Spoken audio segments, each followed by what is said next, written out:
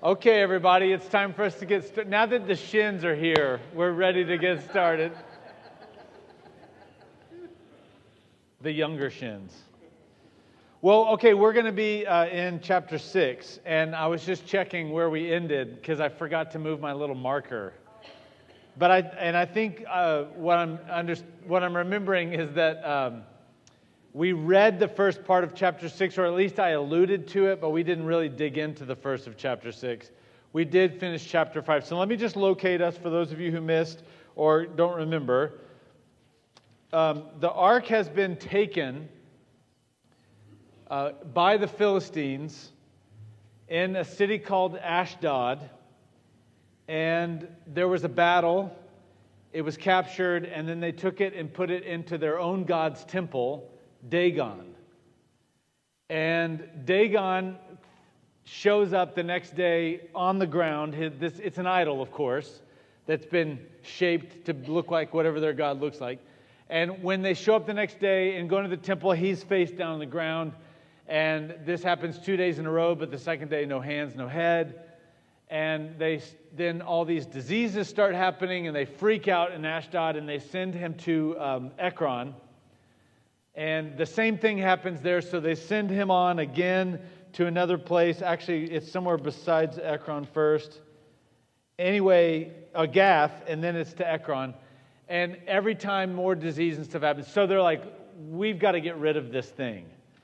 And so now we're going to read that section where the Philistines have had the Ark of the Covenant. And it's not working for them, so they're ready to send it back. So let's start off here in chapter 6. And we're going to be in verse 1. And I think I'll just read until it feels like I should stop. How does that sound? When the ark of the Lord had been in Philistine territory 7 months, the Philistines called for the priests and the diviners and said, "What shall we do with the ark of the Lord? Tell us how we should send it back to its place." They answered, "If you return the ark of the God of Israel, do not send it away empty, but by all means send a guilt offering to him.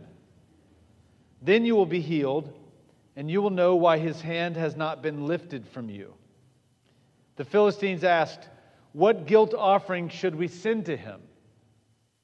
And they replied, 5 gold tumors and 5 gold rats, according to the number of the Philistine rulers, because the same plague has struck both you and your rulers.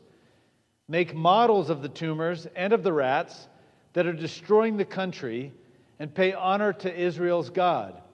Perhaps he will lift his hand from you and your gods and your land. Why do you harden your hearts as the Egyptians and Pharaoh did? When he treated them harshly, did they not send the Israelites out so that they could go on their way? Now, then, get a new cart ready with 2 cows that have calved and have never been yoked. Hitch the cows to the cart, but take their calves away and pin them up. Take the ark of the Lord and put it on the cart, and in a chest beside it put the gold objects you are sending back to him as a guilt offering. Send it on its way, but keep watching it. If it goes up to its own territory toward Beth Shemesh, then the Lord has brought this great disaster on us. But if it does not, then we will know that it was not his hand that struck us, and that it happened to us by chance." So they did this. They took 2 such cows and hitched them to the cart and pinned up their calves. They placed the ark of the Lord on the cart, and along with it the chest containing the gold rats and the models of the tumors. Then the cows went straight up toward Beth Shemesh, keeping on the road and lowing all the way. They did not turn to the right or to the left. The rulers of the Philistines followed them as far as the border of Beth Shemesh. Okay, that's where we'll stop. What is it that you're noticing in this section? Remember, we're going to observe, okay? No interpreting yet. We're just observing. What are you noticing in this section? Terry? Okay, a reference to Pharaoh and the Egyptians there in verse 6. This is the priest of the Philistines who's giving them advice on how to take care of this problem. And his question to them is, why do you harden your hearts like the Egyptians and Pharaoh did? Dan? Go for it. Okay, great question. That's a part of the observatory process, is we're asking questions. Where did the priest get the information on what they should do as a guilt offering? That's a really great question that we'll get into. Pam?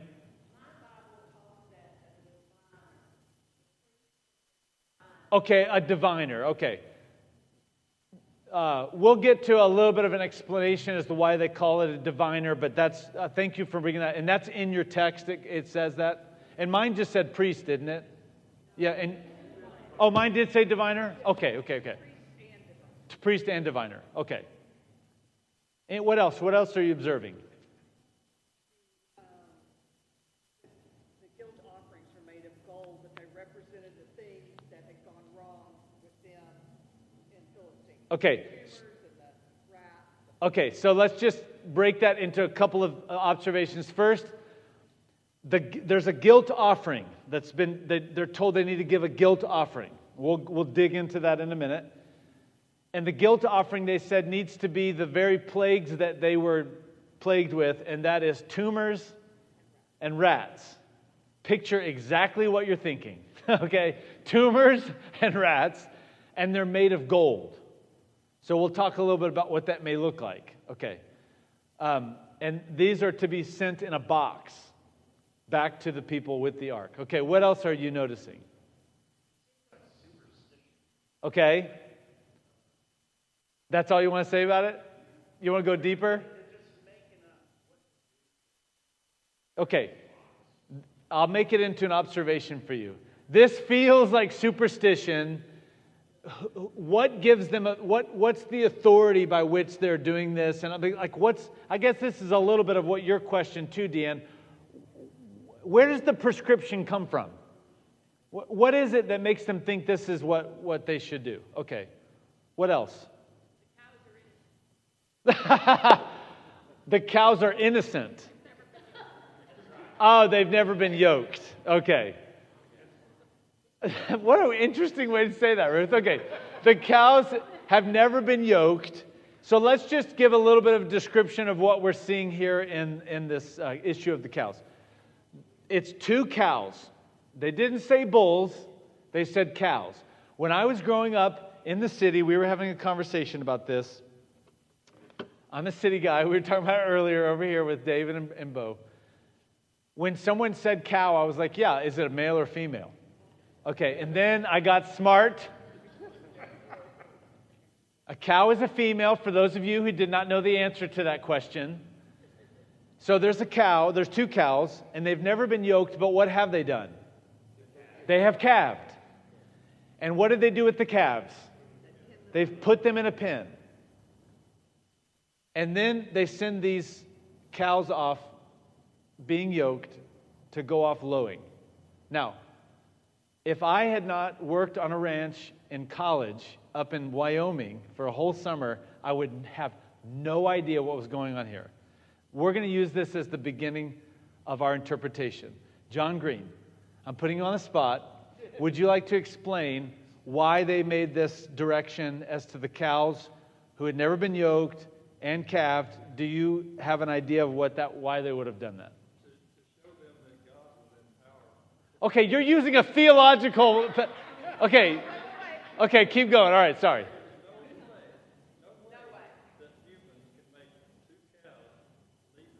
Yes.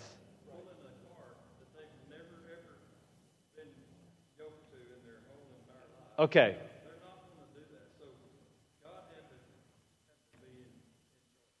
Could everybody hear John? Okay.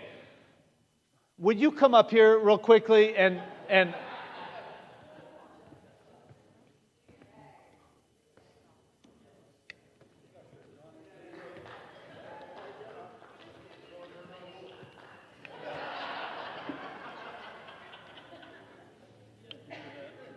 here, you can just use just speak into my chest, John. Just kidding, that's weird. Here. That is weird. One guy said no bull, so Oh, okay. Yeah. what it said was, okay, 2 cows that have calved, that means, they're probably, I don't know, past 2-year-olds, maybe older than that, but they'd calved. They've never been hooked to a cart, and so a cow's not going to leave her calf. Greg, Judy knows this. 2 cows are not going to leave both calves, especially being yoked to a cart that they have never pulled in their life. So it just shows that God was in charge. I mean, the power of God caused those cows to go the direction they did, straight as they did, didn't veer off.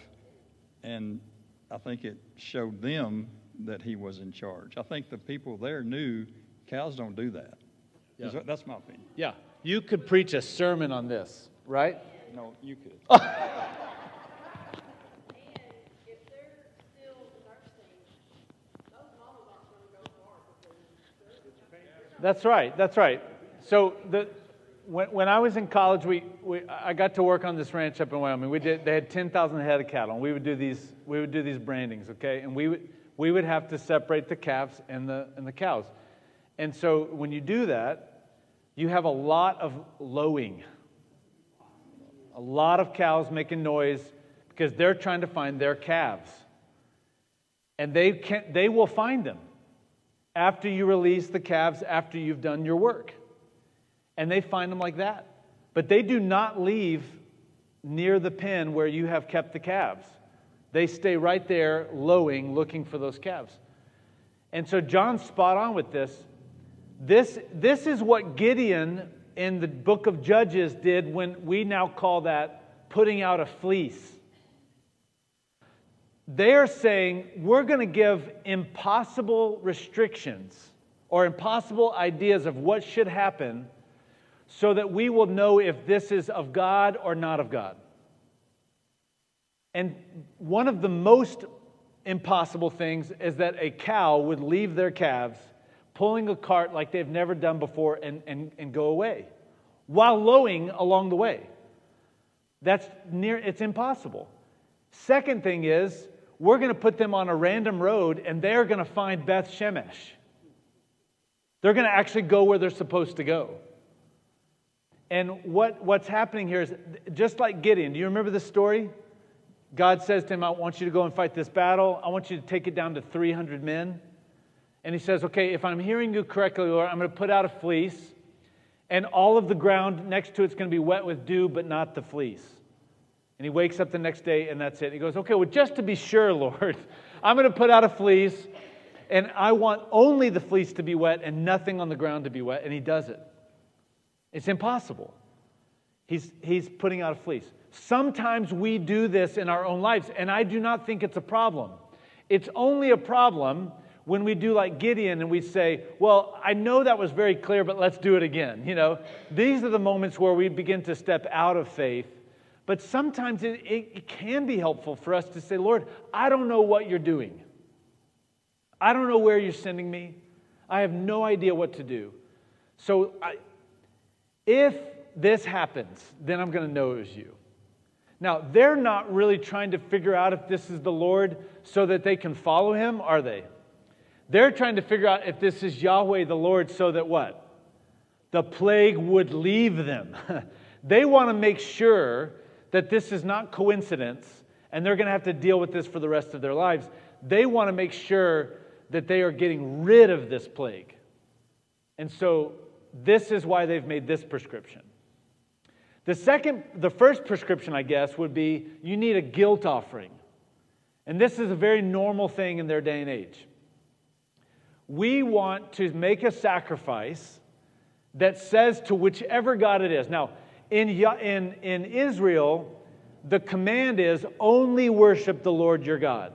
So you do not offer anything to any other God because that becomes idolatry. But in these other nations, these other cultures, they're all pretty well polytheists, multiple gods. This is our own personal God. This is the God of our land. But if it's helpful and we see it raining over there, we will also adopt their God, whatever's most helpful for us.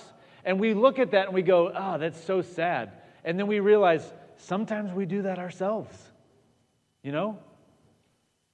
But these people then, they're saying, we're going to offer a guilt offering to this God, not because we want to follow Yahweh, but because we specifically want to make sure He doesn't come back. And we want to make that a nice enough of an offering so that He will stay away. So there's the gold. And what they're using is to say, we realize you're the one that did this, and that's why they do tumors and rats. And I have actually seen pictures. I had a professor in college who was an archaeologist, and he had done some digs on some places in the Middle East where they actually found some of these types of offerings, and they were gold tumors. And they basically paper mache the tumor, and then they make a gold cast out of it. And it looks exactly like what you would think it looked like. If you've ever seen a tumor like a boil, take that and make a cast, make a cast out of it, and there you have a golden tumor. And that's what they're putting in this box. And they did the same with rats. It's just so fascinating. But this is their way of saying, please leave us. We are so sorry that we took the ark. Here's the ark back, and take with you everything that we're just trying to say, please don't come back into our territory ever again. And they realize, because the cows have gone where they need to go and not turned back to get their calves, that this was no coincidence. So you've got to expect that the Philistines have some level of fear for the Lord their God. Now, let's just talk through the two things that would do that. One is he has humiliated their god Dagon, and now he has brought plagues upon them. And thirdly, they have seen it is him because the cows went exactly where they needed to go. You would think that the Philistines would never mess with the Israelites again, but they will, and we'll read all about it over the next few weeks. Okay. Any thoughts about this? Let's see, in verse 3 there, it mentions, do not send it empty. Made me wonder, are they putting something else in the Ark of the Covenant? It's like, oh gosh. Okay. So they answered, if you return the ark of God of Israel, do not send it away empty, but by all means send a guilt offering to him. And so they're not adding anything into the ark, but there's their own. It's kind of like, don't send an empty sacrifice. Yeah, it needs to have meaning.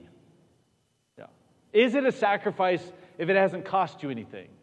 And the answer is no. That's not a sacrifice. So gold. But they're just in the form of tumors and rats. Yeah, Terry? So this reference to Pharaoh. Oh, yes. Thank you. Mm-hmm.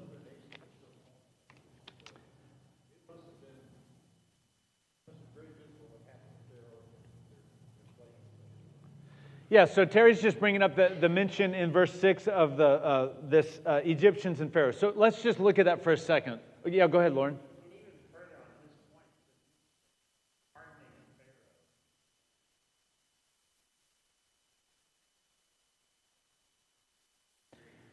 Yeah, the fact that the Philistines are bringing up this story that is so directly related to Israel and their whole identity.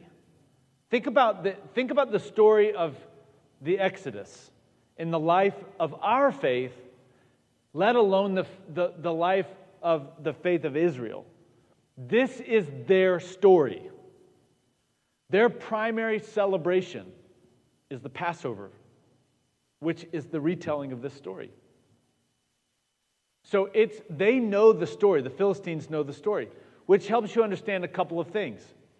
This is not some secret story that only the Jewish people know, only the Israelites know. And the region has known the story because that story has made its way through the entire region in a couple of ways. First of all, the region was defeated by Israel. They're in this position because they came into the land, the promised land, and took the land. And no doubt, as they're dominating the land, they're telling the story, and it's going before them at some point that this is what has happened. Actually, even when they're entering into the land, the people in the promised land know this story, and that's part of why they fear them. It's part of why Moab keeps them from coming through their territory.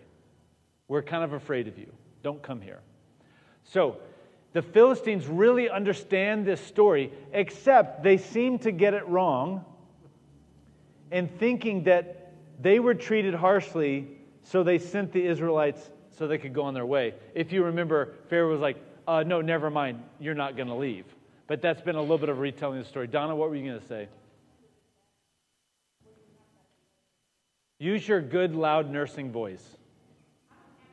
Oh.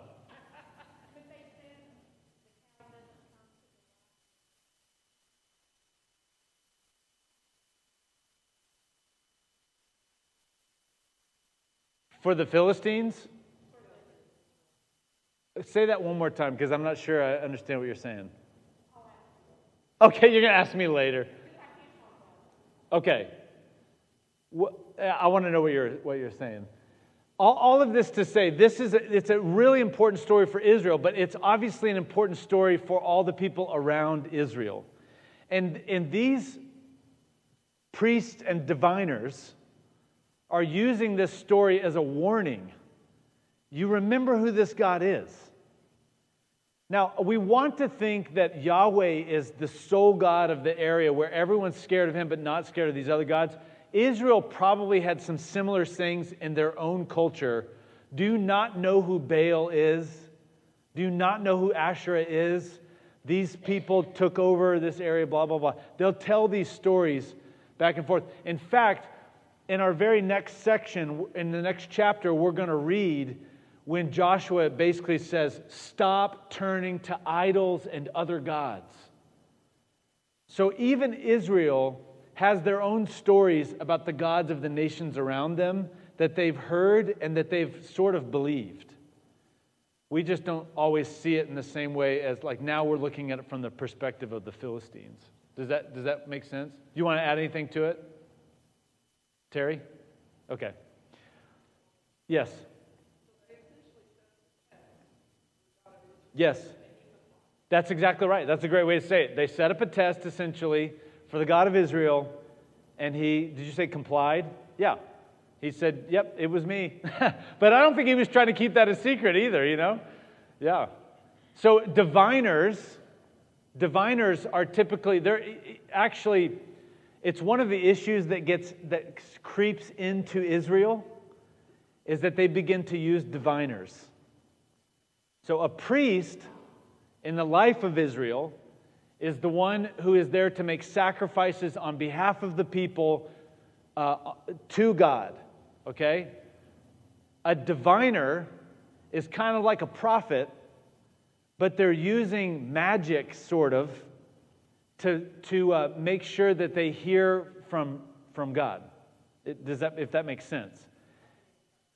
No, I would probably say more like a tarot card reader, a sorcerer. I mean, I don't know. I think it's more of a general term, but they're dipping into dark magic, I would say, to be able to manipulate the gods to get what it is that the people should do or they want to do. And the problem is, well, that's normal in all these other nations. Israel begins to take those on when they have left God. Not only are they taking on idols, but their prophets are beginning to do these types of divining things. They even will go to diviners, non-sanctioned people, to get a word from God. And it's really dark, and it's not of God. And so, yeah.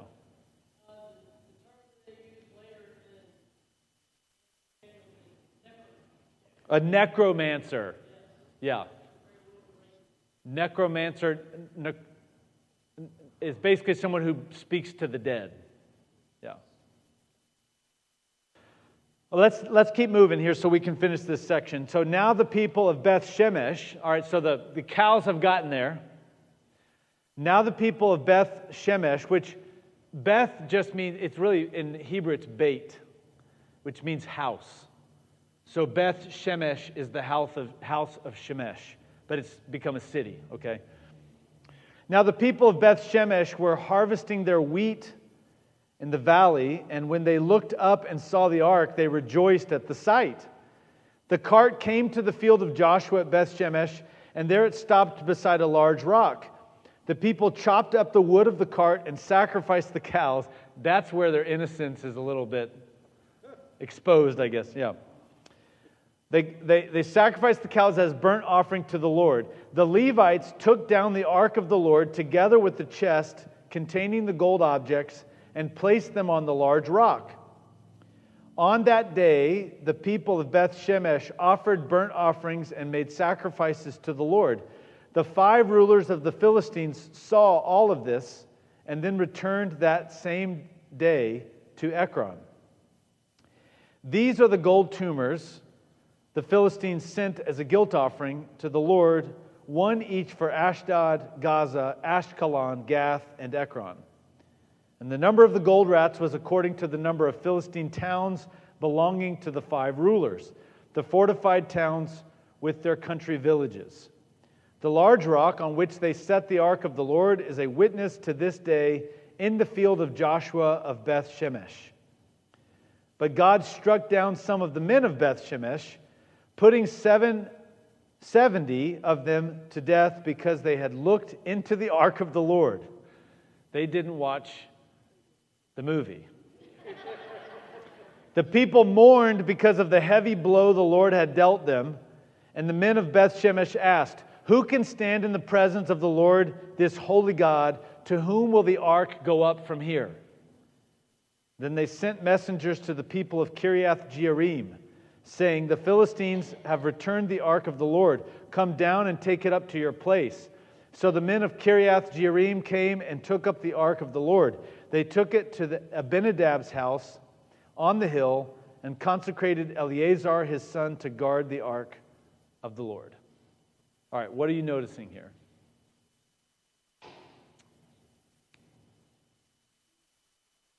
Who is Abinadab? We'll get into that in a second. The real answer is we don't really know, but we'll get into some of the details.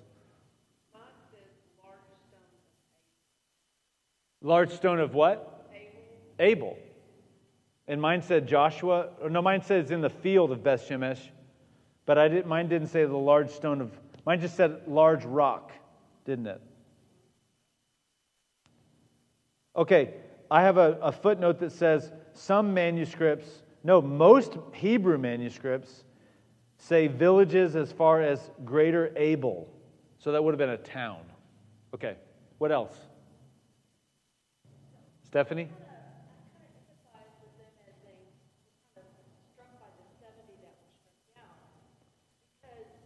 Wait, don't, okay, no, keep going, that's fine. Okay, because it just seems like, okay, the ark rolled in, Yes.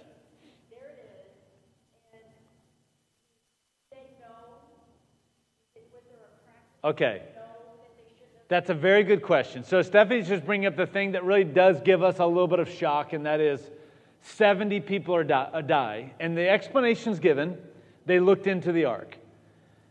And you say you have some empathy for them, and that's because we don't like anything bad to happen to anyone.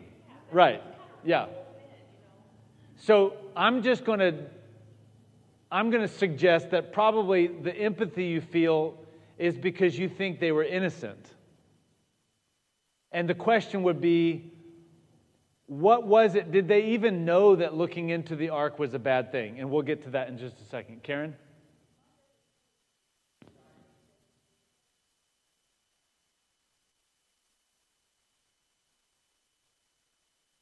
So yours says that they didn't rejoice, and that's the reason.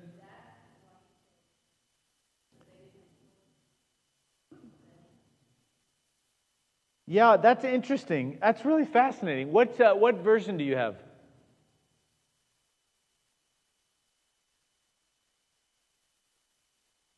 It's usually a black book. It says Holy Bible on the front. Don't worry about it. Don't dig too hard. Oh, it's in the New Revised Standard Version. So interesting. So there's a difference between the rejoicing and the lack of rejoicing, and the actual looking into the ark. Interesting. Greg? This translation said in 19, and he struck down some of the men, because they looked in to the ark of the Lord. And in the next sentence, he struck down all of the people, 50,070 men, and the people mourned. Okay, so mine say that most Hebrew manuscripts and the Septuagint just give a number to this. Actually, in verse 19, instead of putting 70, it says that it's 50,070. Okay, so once again, we're dealing with textual criticism, which is you have varying manuscripts that don't always have the exact information, and people have chosen what they think is maybe the right and proper way to do it. And the NRSV and the NIV are totally different. Okay, so let me go to Keith and then Harry. Okay. Harry, what were you going to say? Okay. And that's always the right version. But yeah, just kidding. It is a much better Christmas story, you're right. Okay.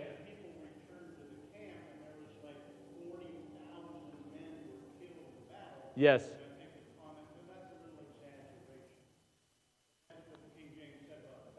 Got it. Right. Yeah, 40,000 people is a big camp, yeah. Right. Yeah, it's a helpful conversation. But there was something over here too, Julia.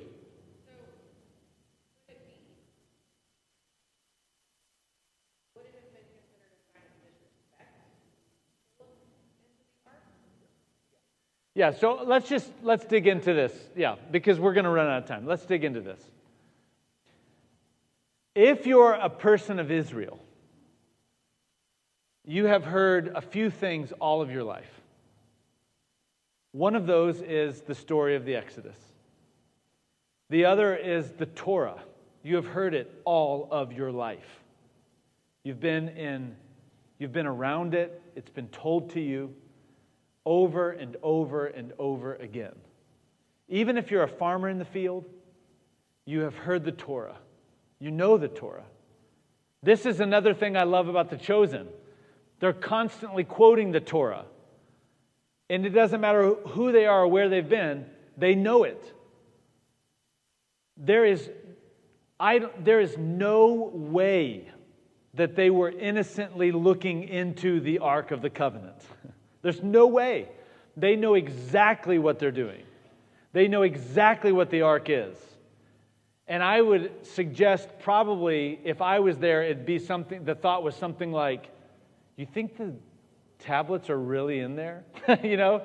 Do you think Aaron's staff is really there? And so they do a little peeking. Nate?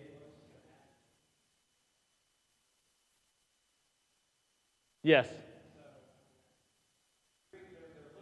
They're looking for something. Yeah. Yeah. So, what it comes down to is, whether you want to call it not rejoicing, and the opposite of that would be, ooh, it's here. How can we take advantage of this? That'd be the only thing that I could see as the discrepancy between these two translations. The reality is, dishonoring is happening. That's what's happening. They are dishonoring the things of God. And we've already learned this is no magic token that they need to, that is for them to use however they want. Okay? We've already talked about that with even the going into battle, all that kind of stuff. And while this is not the fullness of the presence of God, from the standpoint of He can be anywhere, it is the fullness of the presence of God from the standpoint of it can inhabit all of God. And while this isn't a magic tool to be used, however, it's not your tool to be used, it's also not something you can just throw around. Guy? Yes. That's right. He studied it. He's bringing up 2 Samuel 6, and normally I'd say, well, you just wait till we get there, but that may be next year. Actually, this is the same, it's the brothers of Eleazar, Ahitub and Uzzah, are going to be walking the ark in 2 Samuel chapter 6 with David back into the land of, back into Jerusalem, taking it from Kiriath Jearim, it's been there that long, all the way back into Jerusalem.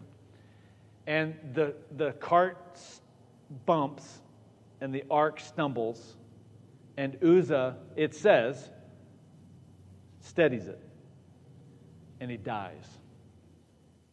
And David's mad at the Lord. He's mad at the Lord for doing that.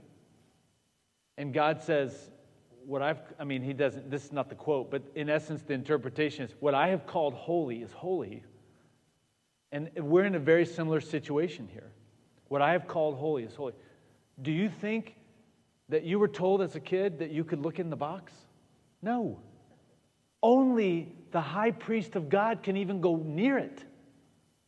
And, so they have treated it with contempt.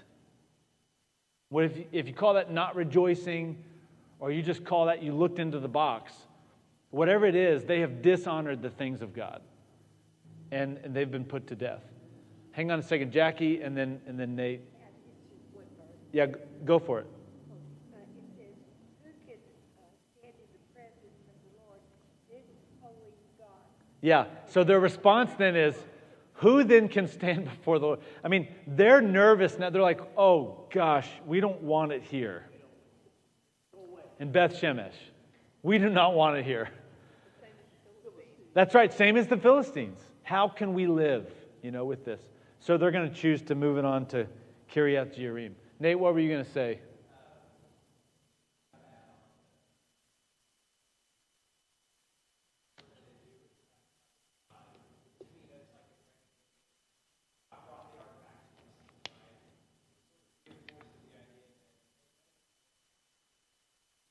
Yes. Yeah. Yeah, that's a really great word. And actually, thank you for bringing us back to the beginning of the passage, because we could get lost in the end of the passage. Just jump into the story there. You have workers in the field. So there's actually a lot of meaning to this. There's workers in the field, and they catch eyes. Think about what that would be like. They're just doing their daily job. And then it's like, well, that's a different cart than we normally see. What? That's the Ark of the Covenant? And all they can do is rejoice. And think about the beauty of this. The Ark is coming back, and it's being seen first by the workers in the field. What a beautiful kingdom model, Jim.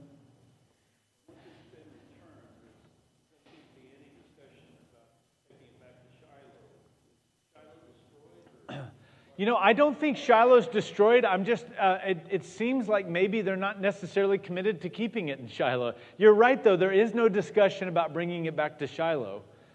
We could look at that in maybe a distance issue. But you do have the unholiness of Eli's family that was in Shiloh. And so they may not be interested in bringing it back to them, But, yeah, they keep it in Beth Shemesh. Yeah. But this is this wonderful moment. It's back. It's here. And exactly what you're saying, Nate, it just sort of validates this whole idea that they know exactly what this is, and they know exactly what it means, and they know exactly who brought it to them. It was the Lord their God. John, what were you going to say? So if you remember the ranking of importance in the priestly realm, is you have the high priest. Then you have these other sets of priests who come from the house of Aaron, who aren't the high priest, but they do the priestly work, the sacrificing and those kinds of things. And then you have the Levites, who are also from the house of Aaron, but a different son of Aaron, and their job is to support the priest and the high priest. And the Levites then are the ones who take it off the cart, And you would wonder, was that good and right? Well, they're the only ones there. The second question is about Abinadab. Who is this man? He seems to come from a Levitical family, if not a family of Aaron. And his son, Eleazar, has been consecrated as priest. So I did a little research on this today and thought, is this like a high priest level kind of thing? And the answer is they have no idea. It doesn't come up anywhere else. But he serves as priest over the overseeing of the ark in Kiriath Jearim. They didn't have that in Beth Shemesh, is what the scholars suggest, and that's a little bit of what their fear is. We don't have someone who's used to dealing with these things here, and so they send it to Kiriath Jearim. And that's where Abinadab seems to be one who knows what he's doing. Yeah, Nancy?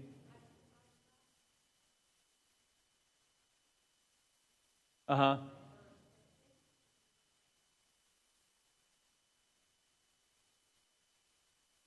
Uh-huh.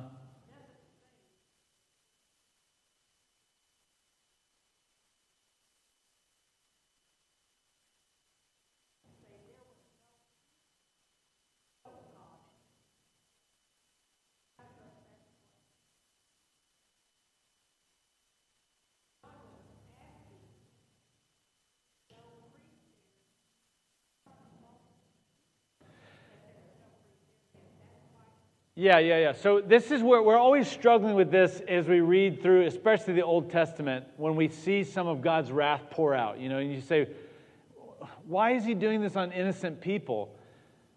What I have come to find is that oftentimes when there's something we feel was innocent from, remember, we all wear lenses as we read Scripture. It's our hermeneutic. And we often can, in a culture that does not have a sacrificial system, that does not have an Ark of the Covenant, that really doesn't have... we even walk into a sanctuary oftentimes without even thinking necessarily that we're entering into a holy space, So that being said, we can hear these things and we can go, well, that doesn't seem fair. And we have to recognize, okay, but wait a second, we are in the 21st century wearing these lenses of all these things I've just named. What I have come to find is that God's wrath does not pour out like this in innocent matters. He's just. And he never changes from being just. So the question usually becomes, what was it about this that we'd have to read between the lines to see why it happened?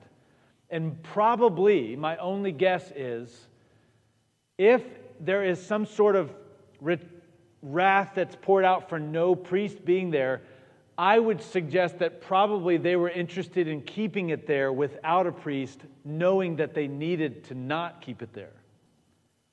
Oftentimes, this is a power grab. And I think that's even why they either didn't celebrate or they looked in. They're saying, how can we use this to our own advantage? They're dishonoring the things of God. Does that make sense? Yeah.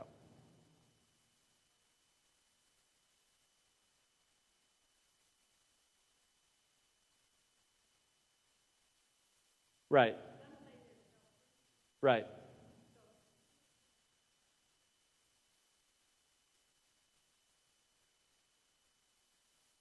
Yeah, you're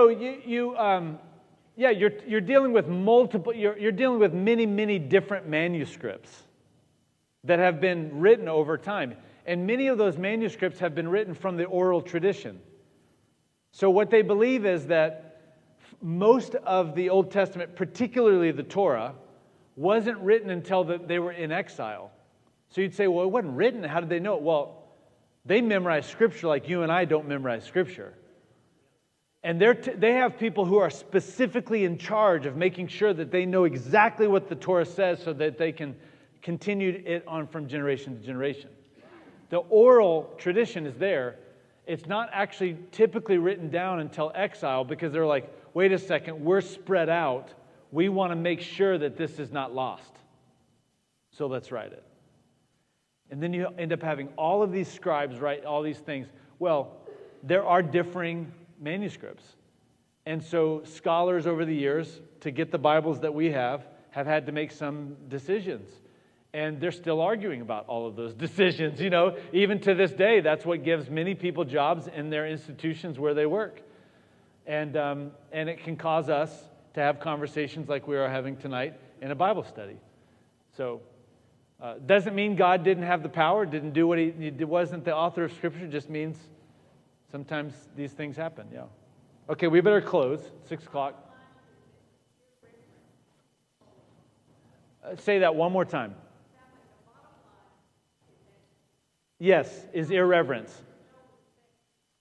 The bottom line is that this ark, now for 2 chapters, has not been shown reverence.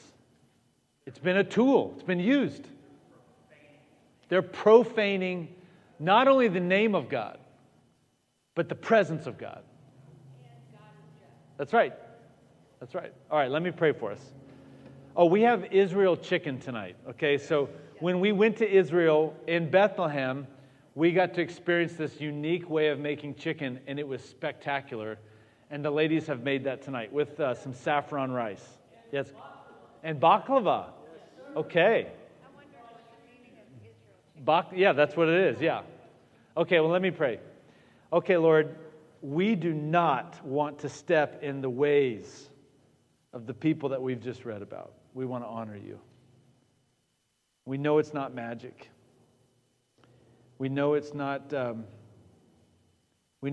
trite. But you are holy. And you deserve our reverence, our worship. And we want to live in that way. So help us to see your holiness and to honor it and lift it high in the way we live and the things we do. We offer this to you in your holy name. Amen.